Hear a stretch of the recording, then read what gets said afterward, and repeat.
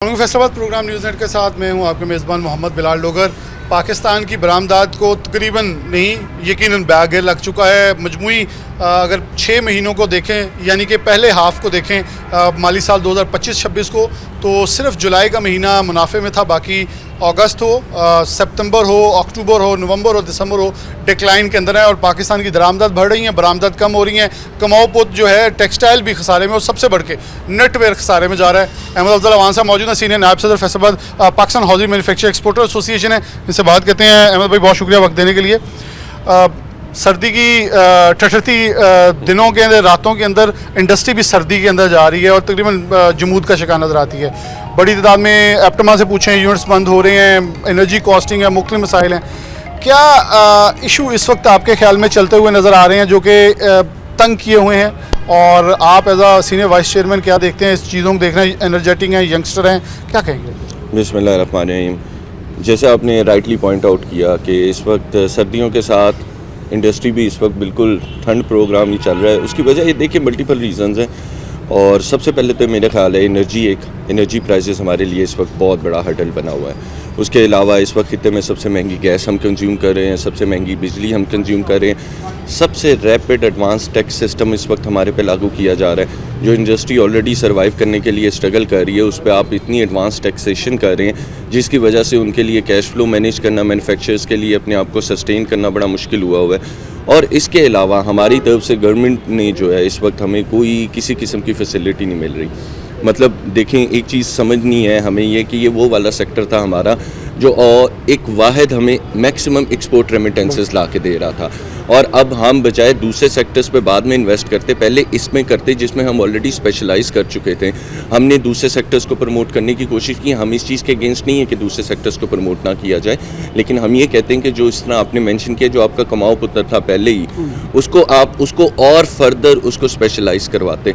तो मेरा ख्याल है कि ये इस वक्त हम बड़ी इमरजेंसी वाली सिचुएशन में, और अगर अभी भी आने वाले चंद महीनों में कोई लाएमल तैयार नहीं किया जाता, कोई कम्प्रीहेंसिव टेक्सटाइल पॉलिसी हमें नहीं दी जाती, तो हम सिर्फ सफ़र ही करेंगे, और मुझे ये वाला साल भी बड़ा मुश्किल लग रहा है। आपको नज़र आ रहा है कहीं पॉलिसी साजी हो रही है, कुछ एक्टिविटी हो रही है जहाँ पीएम कोशिश करते हुए नज़र हमेशा आते हैं, लेकिन रिजल्ट्स के तौर पे एफबीआर हो, अदारे हों, एनर्जी वे ऑफ हो, सुई गैस अदारा हो, कहीं किसी की तरफ से कोई रिलीफ या कुशन निकलता हुआ नज़र आ रहा है? देखिए, मैंने जितना अंडरस्टैंड किया और जो मैं समझा, मेरे ख्याल में हमें एक स्पेशलाइज्ड फोकल पर्सन चाहिए गवर्नमेंट की तरफ से, जो हमारे मसलों को हमारे पास बैठ के अंडरस्टैंड करे और फिर वो आगे कन्वे करे। आप एक ब्रॉडर स्पेक्ट्रम में जब चीज़ों को देखते हैं तो आप एक मतलब मोटी मोटी चीज़ों को एड्रेस कर सकेंगे। जब तक आप बारीकी में नहीं आएंगे, कहने का मकसद ये है कि जब तक कोई बंदा हमारे पास गवर्नमेंट लेवल पे आएगा नहीं। जब हमारे फाइनेंस मिनिस्टर कह रहे हैं कि टेक्सटाइल मेरी प्रायोरिटीज़ में ही नहीं है, तो मुझे बताएं कि मैं किसके पास जाऊं? आपका फाइनेंस मिनिस्टर ये कह रहे हैं, तो अनटिल अनलेस के गवर्नमेंट लेवल पे एक पूरी कैबिनेट हमारी प्रॉब्लम को नहीं समझेगी, तो मुझे नहीं समझ आती कि कोई भी हमें आगे जो है पॉजिटिव रास्ता नज़र आ रहा है इस वक्त। रिफंड्स बहुत बड़ी तादाद में पड़े हुए हैं, जो दिए जाते हैं तो 15 तारीख तक दे दिए गए हैं, आधा महीना वैसे छोड़ दिया है, और असर होते ही आधे महीने के बाद जो RPOs जारी हैं।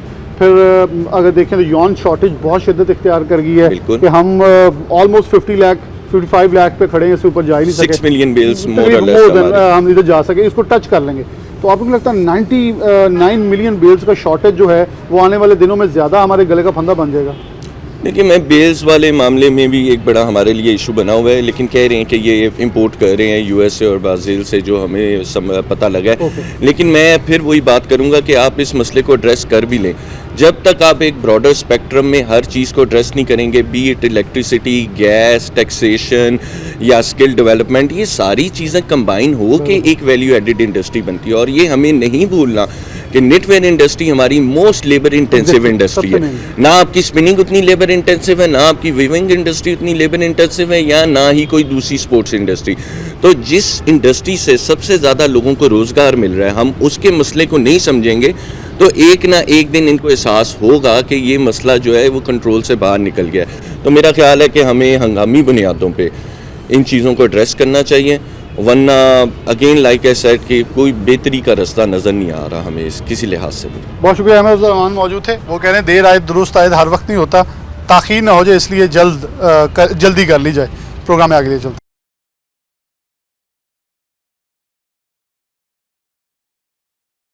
प्रोग्राम में आगे बढ़ते हैं। मियां नईम साहब मौजूद हैं, साबिक चेयरमैन है Pakistan housing manufacture exporter association के। मियां साहब बहुत शुक्रिया वक्त देने के लिए। कैसी चल रही है इंडस्ट्री, ये सवाल करना तो शायद अब बहुत ही मामूली सा हो गया, क्योंकि आगे से जो जवाब आता है वो बड़ा दर्दनाक होता है। फिगर्स बता रही हैं कि हम फाइनेंशियल ईयर के पहले हाफ में बहुत बड़े डिक्लाइन की तरफ हैं। एक कम आउटपुट था टेक्सटाइल, उसके अंदर भी नटवे जो टॉप ऑफ द लिस्ट है वो डिक्लाइन का है, टॉवल डिक्लाइन है, बेडवेयर डिक्लाइन है। वजूहात के हैं आपके ख्याल में, कहाँ खड़े हैं और इधर से क्या वापस आना मुमकिन है और कितनी जल्दी स्टेप्स लेना होंगे? देखें, बिस्मिल्लाहिर्रहमानिर्रहीम। बिलाल डोगर साहब, आप कॉमर्स की बीट करते हैं, मेरा ख्याल है कि पूरी इंडस्ट्री को आप जो है वो कैटर करते हैं। और मेरे ख्याल में जो सबसे बड़ी हमारी इस इंडस्ट्री के डिक्लाइन की सबसे बड़ी वजह पॉलिटिकल अनस्टेबिलिटी और पॉलिसीज़ का तसलसल ना होना, और किसी जगह भी जो 5-7 बिलियन डॉलर की इंडस्ट्री है वैल्यूएटेड की, उसको एक ही मैकेनिज़्म है, एक ही पोर्टफोलियो है जिसने हमेशा नेशनल इकोनॉमी में अपना ब्लड इंजेक्ट किया, उस पर किसी की तवज्जो नहीं है और कोई हमारी बात सुनने के लिए तैयार नहीं है। कोई पॉलिसी नहीं है, किसी टेक्सटाइल पॉलिसी पे काम नहीं कर रहा। और बदकिस्मती ये है कि more than 60% textile based economy की टेक्सटाइल मिनिस्ट्री ही ख़त्म कर दी गई है। तो हम किसके पास जाएँ, किसको अपना रोना रोएं? इसलिए देखें, अब बातें करने का वक्त गुजर चुका है, अब डू और डाई की सिचुएशन है। इंडस्ट्री इस वक्त अपनी बदतरीन सूरत हाल से दो चार है और एक्सपोर्ट मैकेनिज़्म को इतना शदीद डिक्लाइन है कि हमारी जो लेबर है, हमारी मोस्टली फैक्ट्रीज़ जो हैं वो 40-60% पे काम कर रही हैं, और बाकी जो पूरी स्पेस है ना वो अब कोई डाउन साइजिंग कर रहा है, कोई राइट साइजिंग कर रहा है। फिर जब सॉर्ट ऑफ पोलराइजेशन होगी, जब लेबर जो है वो अनअप्लाई होगी, तो फिर स्ट्रीट क्राइम भी बढ़ेगा और इंडस्ट्री की जो सूरत हाल है वो तो पहले ही वगरगू है, और फिर इससे ऐसे बदतरीन हालात पैदा हो गए जिनको फिर संभालना बहुत मुश्किल होगा। तो आपके ख्याल में जो लोग बैठे हैं, वज़ीर-ए-आज़म देखें तो हर जगह इंडस्ट्री की बात करते हुए इक़दामात के लिए कोशिश करते हुए नज़र आ रहे हैं, लेकिन रिज़ल्ट नताइज आखिरकार वो मनफी ही क्यों निकल रहे हैं? जबकि हर बंदा ये कह रहा है कि पता नहीं पीएम कोशिश कर रहे हैं, तो उसका इम्पैक्ट बहुत मनफी आ रहा है। हर तरह से कोशिश करके देखिए। इस सिलसिले में तो मैं यही कहूँगा कि जो गरजते हैं वो बरसते नहीं। तो बातें करने से तो पेट नहीं भरेगा, काम करना पड़ेगा। इंडस्ट्री की बात सुननी पड़ेगी, स्टेक होल्डर्स को साथ बैठाना पड़ेगा। अगर आप चाहते हैं कि आपका जो फॉरेन रिजर्व्स हैं वो आपके ठीक हों, वो बार बार आपको हम ये याद दहानी करा रहे हैं कि आप हमारी इस इंडस्ट्री को, जो 5-7 बिलियन डॉलर की इंडस्ट्री है, जो वैल्यू एडिशन है, जिस पे तकरीबन पाकिस्तान की जो प्राइम जो हमारी एक्सपोर्ट ओरिएंटेड इंडस्ट्री है, उसको अगर आप कैटर नहीं करेंगे, उसके मसाइल नहीं सुनेंगे, उसको आप जो है जंगी बुनियादों पे उस पर काम नहीं करेंगे, तो फिर ये इंडस्ट्री भी नहीं चलेगी और फिर आपके लिए भी मसाइल पैदा होंगे। बहुत शुक्रिया। मियां नईम साहब मौजूद थे, बहुत तफसील के साथ चीज़ें बता रहे थे कि इस वक्त इंडस्ट्री को क्या मसाइल हैं, हाल के लिए किधर जाना होगा। बातें नहीं, अब अमली इक़दाम की ज़रूरत है। प्रोग्राम में आगे ले चलते हैं। प्रोग्राम में आगे बढ़ते हैं। सैयद ज़िया अलमदार हमारे साथ मौजूद हैं, साबिक सदर फैसल ऐवान सनअत तिजारत हैं, इनसे कुछ गुफ्तगू करते हैं। शाह जी, इस वक्त टेक्सटाइल डिक्लाइन, बहुत ओवरऑल एक्सपोर्ट डिक्लाइन है, और वाहिद टेक्सटाइल थी जो कहीं ना कहीं सहारा दे के आखिरी सांसों के ऊपर बचाए हुए थी। लेकिन अब ये शुनीद लोग ज़्यादा ऊँचे मुगैयां करें कि जो असल राइस का डिक्लाइन है वो मेन इम्पैक्ट। आप ज़राअत से भी वाबस्ता हैं, आप अभी ख़ुद शुगर के इंडस्ट्री से बड़ी अच्छी तरह वाबस्ता हैं।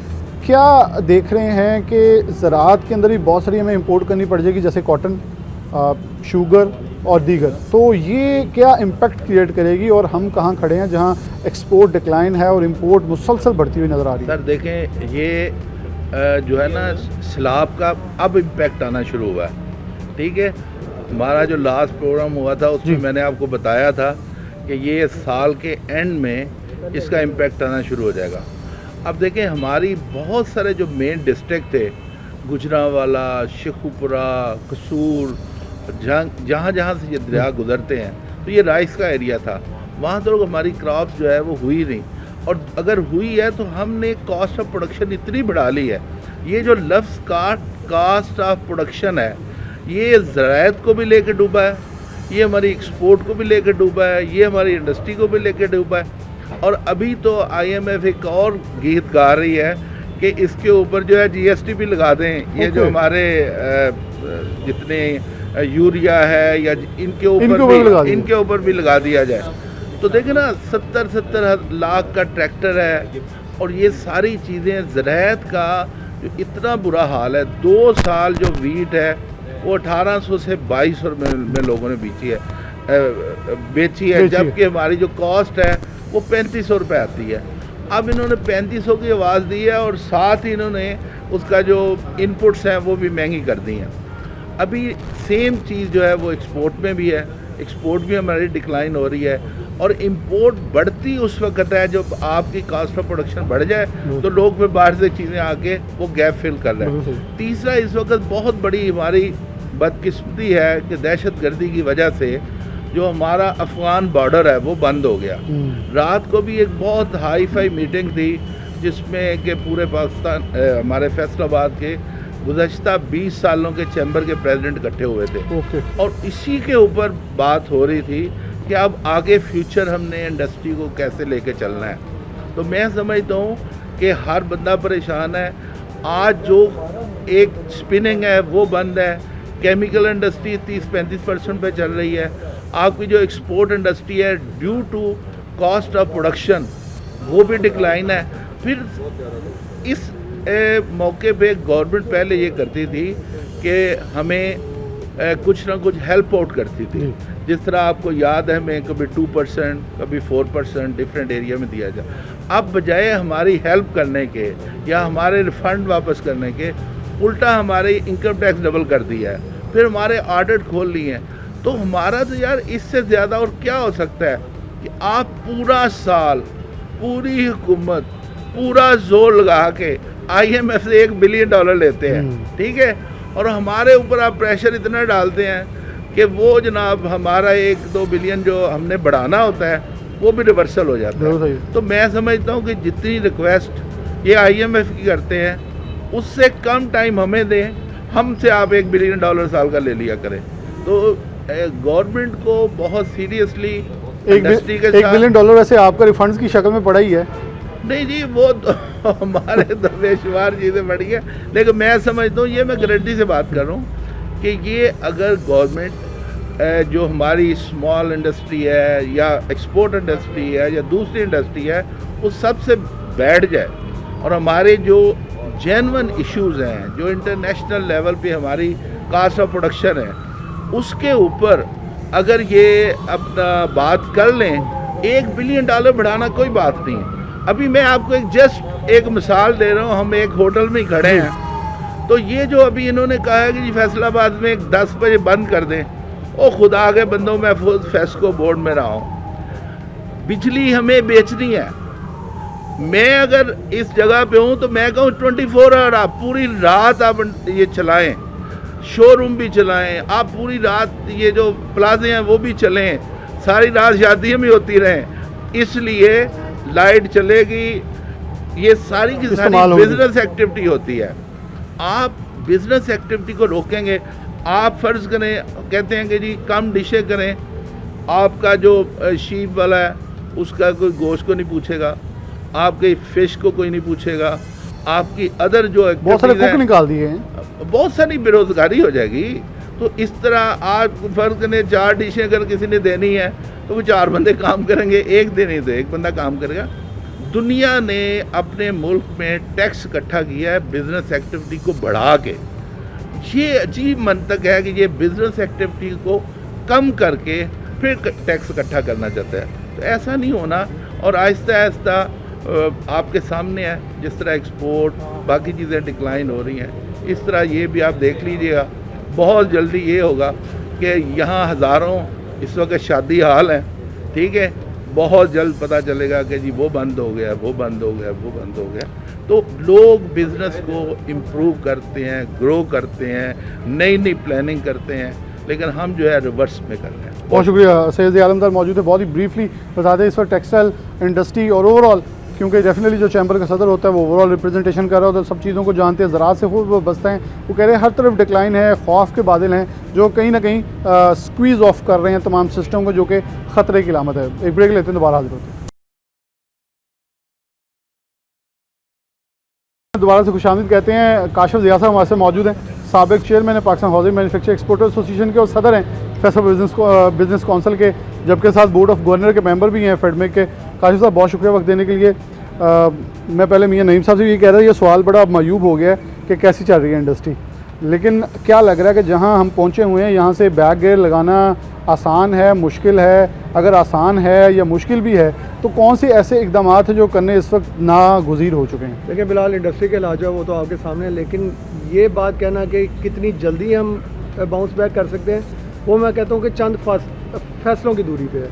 हमारे रिफंड्स, हमारे बिजली के रेट्स, हमारे गैस के रेट्स, हमारी जो पॉलिसीज़ हैं, अगर गवर्नमेंट एक मीटिंग के अंदर इन सारी चीज़ों के ऐलानात कर दे तो मैं आपको गारंटी देता हूँ कि अगले 6 महीनों में हमारी एक्सपोर्ट जो है वो बढ़ती हुई देख लें।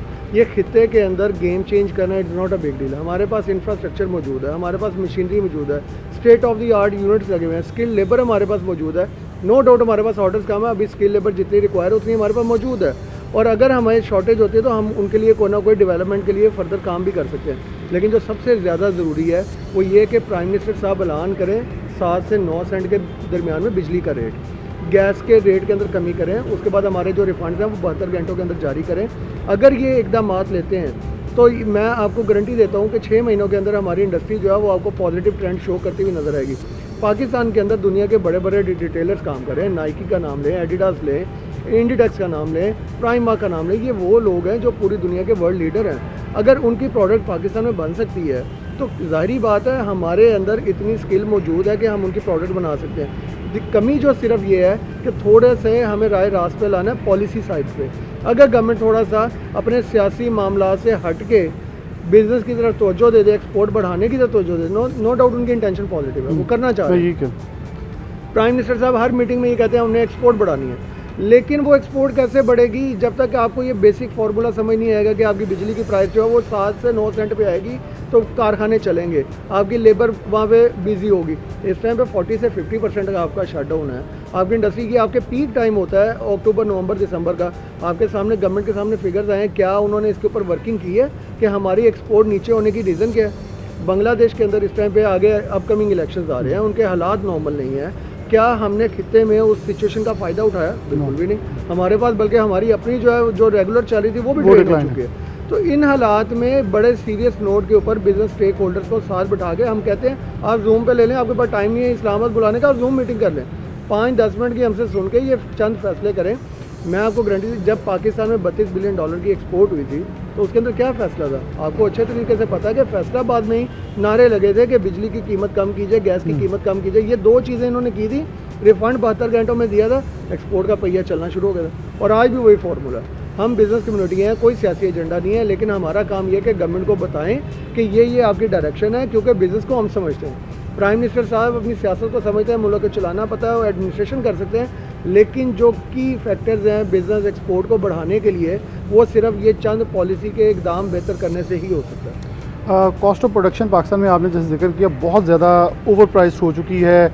इवन पाकिस्तान में इम्पोर्टेड चीज़ें सस्ती पड़ रही हैं, पाकिस्तान में मैन्युफैक्चरिंग महंगी पड़ रही है, आप लोग जब एक्सपोर्ट कर रहे हैं वो महंगी पड़ रही है। तो फिर आपने सब कुछ बता दिया, सुना क्यों नहीं जा रहा? एक आपकी भी सोच होगी ना, जब सब अब चुप करके बैठ गए इंडस्ट्रीज, ना कोई प्रेस कॉन्फ्रेंस कर रहा है ना कोई एहतजाज कर रहा है। बिलाल, मैं आपको थोड़ी सी मिसाल दूँ, आम बंदे को भी ये बात समझ आती है कि हमारे एक्सपोर्ट के ऊपर 32 महकमे हैं। हमारी एक्सपोर्ट की जितनी पेमेंट है मेरे ख्याल में पूरे पाकिस्तान में जितनी ट्रांसपेरेंट पेमेंट का रूट जो है वो एक्सपोर्टर्स का इतना किसी का भी नहीं हो सकता। हमारी पेमेंट्स जो है वो स्टेट बैंक के थ्रू आती हैं। हमने गवर्नमेंट को ये गाइडलाइन दी कि खुदारा आप ये 32 महकमे ख़त्म करके 1% बनता है, 0.5% बनता है, 2% बनता है, जितनी हमारे एक्सपोर्ट के अगेंस्ट टैक्स कलेक्शन बनती है वो स्टेक होल्डर्स के साथ बैठे एक पेट फार्मूला लें, आप ये सारे महकमे ख़त्म कर दें। तो इसमें कौन सी बात है? ये आम बंदे को भी समझ आती है कि 32 महकमों के अंदर जो हुकूमती मशीनरी, मेन तो टैक्स कलेक्शन, महीने से ज़्यादा महकमे हैं, मेन तो टैक्स कलेक्शन है ना, और हर साल उनकी जो है एनुअल ऑडिट्स हैं। तो हम तो ऑडिट्स करवाते रहते हैं, ease of doing business, cost of doing business. जब तक गवर्नमेंट इसके ऊपर काम नहीं करेगी, जब तक ये चीज़ें स्ट्रीमलाइन नहीं होंगी, तो मेरा नहीं ख्याल कि हमारी एक्सपोर्ट के अंदर हमारी इंडस्ट्री के और इस टाइम पे आपके पास बहुत बड़ा चांस है। आपके खित्ते में बांग्लादेश के हालात नॉर्मल नहीं है, चाइना आपकी मैन्युफैक्चरिंग ख़त्म कर रहा है, वो पाकिस्तान में शिफ्ट करना चाह रहा है, यूएस में पाकिस्तान का इमेज बहुत बेहतर है। तो इससे ज़्यादा बेहतर साजगार हालात कौन से होंगे? अगर अभी भी फ़ायदा ना उठाया गया इंडस्ट्री का, तो ये मेरे ख्याल में आइंदा आने वाले चंद सालों में हम पछताएंगे कि इतना सुनहरा मौका हमारे पास आया और हमने ज़ाया कर दिया। बहुत शुक्रिया। काशिफ ज़िया साहब मौजूद थे, बहुत टेक्निकली और बहुत ही प्रोफेशनली चीज़ों को एलेबोरेट कर रहे थे कि हालात क्या, सिचुएशन क्या प्रिवेल करी है, उससे कैसे फ़ायदा उठाया जा सकता है। प्रोग्राम में आगे चलते हैं। प्रोग्राम में आगे बढ़ते हैं। हाफिज़ राशिद साहब मौजूद हैं, executive member Pakistan housing manufacture exporter association chamber के भी हैं मेंबर और बड़े फैसलाबाद में नुमाया कारोबारी शख्सियत हैं।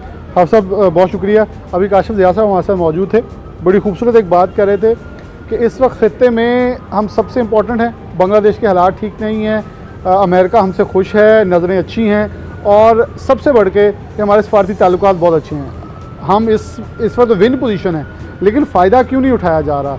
इंडस्ट्री कितनी बंदिश का शिकार नज़र आ रही है। लोकल मैन्युफैक्चरिंग, क्योंकि आप लोकल मैन्युफैक्चरिंग भी कर रहे हैं, एक्सपोर्ट्स भी कर रहे हैं, क्या प्रवेल कर रही है सिचुएशन? जी बिस्मिल्लाहिर्रहमानिर्रहीम।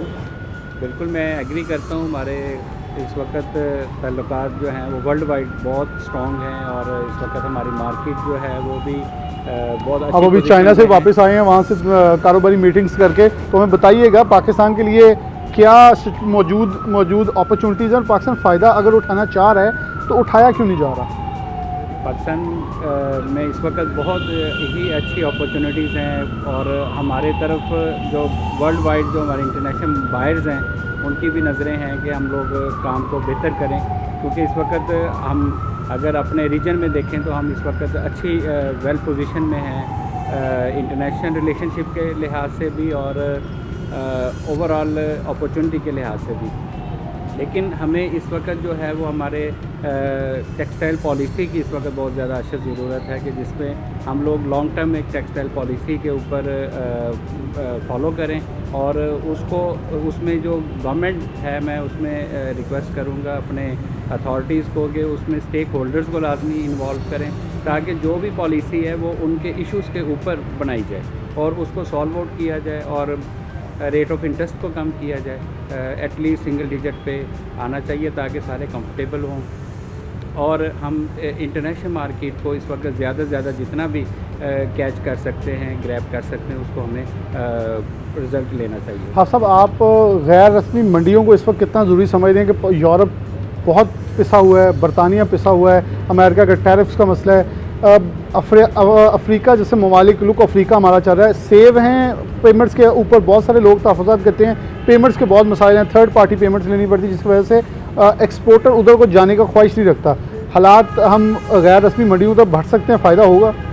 जी, ये इस वक्त हमारे स्टेट बैंक ऑफ पाकिस्तान की पोजीशन भी बहुत स्ट्रॉन्ग है और उन्होंने इस वक्त जो कंफर्टेबल जोन दिया है एक्सपोर्टर्स को भी और अपने कमर्शियल बैंकर्स को भी, तो ये मैं समझता हूँ कि इस वक्त पेमेंट्स की जो आपने बात की है वो सेफ़ एंड सिक्योर है और इस वजह से मतलब जो है वो हमें इसका डाउट कोई नहीं है और वो फैसिलिटेट भी कर रहे हैं बैंक।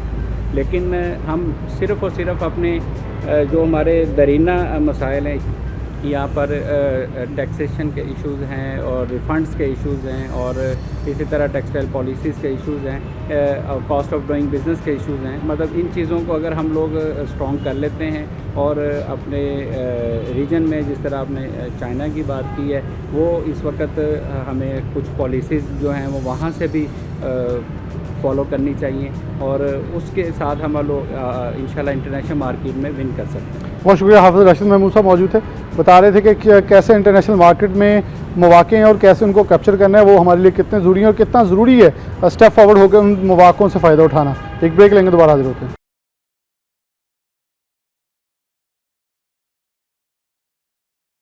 प्रोग्राम में दोबारा से खुशामदीद कहते हैं। शाहीन तबस्सुम साहब मौजूद हैं, executive member Pakistan housing manufacture exporter association, साथ हमारी जो जुनाक लूनी मार्केट है उसके साबिक चेयरमैन भी रह चुके हैं। शाहीन साहब बहुत शुक्रिया वक्त देने के लिए। शाहीन साहब, कैसे देखते हैं कि इस वक्त इंडस्ट्री का सूरत हाल काफ़ी डिक्लाइन का शिकार है? आप ज़्यादातर लोकल मार्केट से वाबस्ता हैं जो कि PHMA से वाबस्ता और बहुत बड़ी तादाद में हमारे लोकल बाइंग है, क्या लोकल मार्केट भी मुतासर है या लोकल मार्केट में इस वक्त बाइंग पावर मौजूद है और चीज़ें चलती हुई नज़र आ रही हैं? बिस्मिल्लाहिर्रहमानिर्रहीम, thank you very much. Doctor साहब देखें, क्राइसिस इस हद तक हैं कि उनका अहाता करना मुश्किल है, लेकिन कुछ चीज़ें ऐसी हैं जो अगर हम डिस्कस करेंगे तो तस्वीर पिक्चर सामने आ जाएगी। हम चाहते भी हैं ताकि देखने वालों को बताया जा सके हुकूमत के ऐवानों में कि मसाइल सुने जाएं, वो नहीं सुनते तो हम पहुंचा देते हैं। जी बिल्कुल ठीक है। सबसे पहली बात तो ये है जो कास्ट ऑफ डूइंग बिज़नेस है ना वो इतनी बढ़ चुकी हुई है कि जो हमारी स्मगल होकर आइटम्स आ रही हैं वो मार्केट में सस्ती हैं और जो हम मैन्युफैक्चर कर रहे हैं लोकली यहाँ पे वो प्रोडक्ट्स उनसे कंपैरेटिवली महंगी हैं तो आप देख लें जब ऐसी सूरत हाल हो जाए कि बिजली की कीमत, गैस की कीमत, टैक्स रेट्स इतने बढ़ जाएं कि हम कंपैटिबल ही नहीं रहे compete करने के लिए फॉरेन आइटम्स जो चाइना वगैरह से आती हैं, तो फिर डिक्लाइन तो इसी तरह से होगा। और ये हमारी जो सेल्स हैं वो इस तरह से मुतासर हो रही हैं कि अब लोग प्रायोरिटी बेसिस पे स्मगल्ड आइटम्स को ख़रीद रहे हैं। ओके, ख़ास तौर पे चाइना की ये जो सॉक्स वगैरह या बड़ा इंपॉर्टेंट है कि आप undergarments, ये बता रहे हैं कि जहाँ हमारी एक्सपोर्ट कम हो रही है वहाँ लोकल मार्केट में इंपोर्टेड वैल्यू चीज़ें ज़्यादा बढ़ चुकी हैं बहुत ज़्यादा बढ़ चुकी हैं। और हमारी लोकल मार्केट फिर बंद हो, फैक्ट्रियाँ बंद होंगी। बिल्कुल बंद हो रही हैं, बंद हो चुकी हैं। और मैं जहाँ तक आप बाइंग पावर की बात कर रहे हैं तो महंगाई इतना दर्जे इस हद तक बढ़ चुकी है कि लोग अब कपड़े ख़रीद कर पहन लेते हैं, लेकिन वो अंडरगारमेंट्स, सॉक्स या बनियान ये रिपीट नहीं और करना ये जो चाहते। चीज़ें या वो उसको अगर नहीं भी वो ख़रीदते तो अपना गुजारा कर लेते हैं। तो कम से कम मेरे ख्याल से ये 50% डिक्लाइन पे जा रही है मार्केट। और अगर आप स्टैटिस्टिक्स उठाकर देख लें तो हमारी फैसलाबाद से ही कम 50% इंडस्ट्री बंद हो चुकी है। अच्छा, गवर्नमेंट ने बहुत सारी पाबंदियाँ एक्सपोर्टर्स के कहने पे लगाई, मैन्युफैक्चर लोकल मैन्युफैक्चर के एप्टमा कहने पर यॉन पे लगाई, ग्रे क्लॉथ पे लगाई, रेडीमेड गार्ड। तो आप अब क्या कह रहे हैं कि इसके साथ साथ इन आइटम्स पे भी 18% सेल टैक्स हो, ताकि एटलीस्ट उनको यहाँ आते हुए कोई प्रॉब्लम महसूस हो, या 18% ऑलरेडी है फिर भी सस्ता पड़ा है? सर बात यह है कि जो एक्सपोर्टर है ना उनको तो रिफ़ंड हो जाता है, लोकल इंडस्ट्री को तो रिफ़ंड कुछ नहीं होना। ना सिर्फ ये कि ये रिफ़ंड नहीं होता, ये 18% नहीं बल्कि इसको 21% ही आप समझें, क्योंकि बहुत सारे लोग वो जो 3% एक्स्ट्रा देते हैं जो अनरजिस्टर्ड है। तो आप ये देख लें कि इसकी वजह से जो रॉ मटेरियल है वो एक बेसिक हम समझते हैं हमारी इन्वेस्टमेंट है। यार्न ले लें, अब यार्न के ऊपर जब इतनी ज़्यादा सेल टैक्स और दूसरे टैक्सेस आयद कर दिए गए हैं तो अब खुद ही आप सोच लें कि हम कम्पीट कैसे करेंगे, हमारी इंडस्ट्री सर्वाइव कैसे करेगी। और फिर जब महंगाई बढ़ती है तो आपको पता है कि ये जो हमारे कारीगर तबका है या हमारे एम्प्लॉइज़ हैं, हमारी लेबर है, इनके रेट्स भी बढ़ाने पड़ते हैं। तो वो रेट्स भी इतनी हद तक बढ़ चुके हैं कि उन्होंने भी अपने घरों का गुजारा करना है। उनको ज़ाहिर है हम उन लोगों को फैसिलिटेट करेंगे, उनकी ज़रूरियात के मुताबिक उनको अगर हम उनकी लेबर, उनकी पेमेंट्स, उनकी एम्प्लॉयमेंट के उनके चार्जेस पे करेंगे तभी वो लोग हमारे साथ चलेंगे ना। ये सारी चीज़ें मिलकर इस वक्त तबाही के दहाने पे पहुंच चुकी हैं और मैं नहीं समझ सकता कि ये गवर्नमेंट हमारी क्यों नहीं इन बातों को समझ रही। एवरी टाइम अगर हमने IMF की बातें सुनकर उन्हीं के ही पॉलिसीज़ के मुताबिक चलना है तो मेरे ख्याल से ये तबाही का रास्ता है। गवर्नमेंट को सोचना चाहिए, लम्हा फिक्रिया है, उनको ये सोचकर इन पॉलिसीज़ को कम से कम बिजली, गैस और रॉ मटेरियल को सस्ते करने के इक़दाम ज़रूर करें ताकि हम कंपेटेबल हो सकें। बहुत शुक्रिया। शाहीन तबस्सुम साहब मौजूद थे जो लोकल मार्केट के बहुत बड़े मैन्युफैक्चरर्स हैं। तो वो ये कह रहे थे कि मार्केट के अंदर भी ये पेनिट्रेशन कर रहा है कि इंपोर्टेड जो पाकिस्तान की इंपोर्ट्स का फिगर ड्रामेटिकली ऊपर जा रहा है। उसकी वजूहत ये हैं कि पाकिस्तान में जो मैन्युफैक्चरिंग कॉस्ट है वो इतनी महंगी है कि बाहर से इंपोर्टेड पाकिस्तान में सस्ता पड़ा है। लोग उसकी तरफ जाते हुए नज़र आ रहे हैं जैसे लोकल मैन्युफैक्चर पिस रहा है। प्रोग्राम में आगे चलते हैं।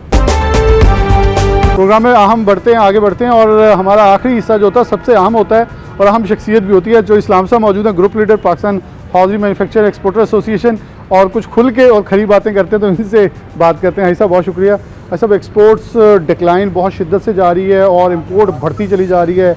आप बहुत सादा और अहम फहम सी गुफ्तगू के अंदर बता देते हैं मसाइल हैं क्या, क्योंकि ऐवान बाला में बहुत सारी आपकी दोस्तियाँ भी हैं।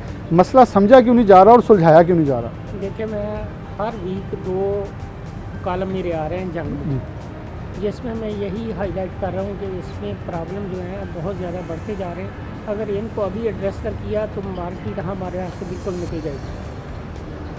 3-4 बड़े प्रॉब्लम हैं जो एक्सपोर्टर जो है ना फेस कर रहा है। एक तो एनर्जी की क्राइसिस है, गैस की कीमत बहुत ज़्यादा है जिसमें एक्सपोर्टर को ये वर्थ ही नहीं करता कि वो गैस के ऊपर चीज़ें बनाएं और दे दें। उसके अलावा बिजली है, बिजली की कीमत हमें रीजनल जो एरिया है उससे पूरे एरिया को अगर चेक कर लें तो 7 सेंट 6 सेंट जी, और पाकिस्तान में 14 सेंट है। बिल्कुल। ये किसी भी सूरत हम कम्पीट ही नहीं कर सकते। ये 2 फैक्ट्री बहुत है। तीसरा फैक्टर जो है मार्कअप का है। मार्कअप एक्सपोर्टर के लिए 3% होना चाहिए, जो इन्होंने बढ़ाकर अब 9% पे आ गया है।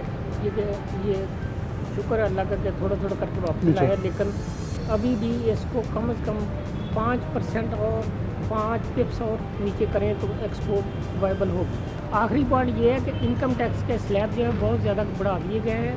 पहले एक्सपोर्टर के ऊपर 1% टैक्स था जो ऑन सोर्स कटता था, वो उसकी फाइनल लाइबिलिटी थी। अब 2% टैक्स भी ले रहे हैं और फाइनल लाइबिलिटी भी डिस्चार्ज नहीं हो रही। तो अब तो पाकिस्तान में काम करना ही इंतहाई मुश्किल से मुश्किल तर होते जा रहा है। इसके अलावा जो पॉइंट है लेबर के दूसरे महकमों के, वो आपको पता ही है कि एक इंडस्ट्री के ऊपर 20-30 महकमे जो है आकर काम करते हैं। किसी के पास वर्कर नहीं है, उसे कहते हैं कि वर्कर बढ़ा दें, इसको सिक्योरिटी दे दें, ओल्ड एज बढ़ा दें। तो जब आदमी ने ले ऑफ ही कर दिए तो वो कहाँ से देगा सिक्योरिटी और ये चीज़ें। उसके अलावा रीजनल हमारी जो चीज़ें चल रही हैं उसके हिसाब से भी पाकिस्तान जो है पीछे से पीछे जा रहा है। मेरा नहीं ख्याल कि हमारे पास अब कोई चारा है। अगर ये 2-3 महीने में हम इन चीज़ों को ना संभाल सके तो टोटल मार्केट एक्सपोर्ट की जो इंडिया, बांग्लादेश, वियतनाम के पास चली जाएगी, जो हम ऑलरेडी लूज़ कर रहे हैं। चीज़ें हमारी किसी भी एक्सपोर्ट के कंट्रोल में नहीं रही। ये मेन पॉइंट है, ये इन पॉइंट को एड्रेस करना चाहिए। अगर ये एड्रेस हो गए तो हम इंशाल्लाह दोबारा टेक ऑफ कर जाएंगे, वरना क्रैश हो आएगी। बहुत शुक्रिया हाजी इस्लाम साहब मौजूद थे। बहुत सादे से पॉइंटों के अंदर उन्होंने कहा कि पाकिस्तान को बचना है, बरामदात बचाना है, कमाऊ पुत को बचाना है। तो ये चंद पॉइंट्स हैं जिसको हम अमल नागुज़ीर है। प्रोग्राम न्यूज़ नेट से जा दीजिए। अल्लाह हाफ़िज़।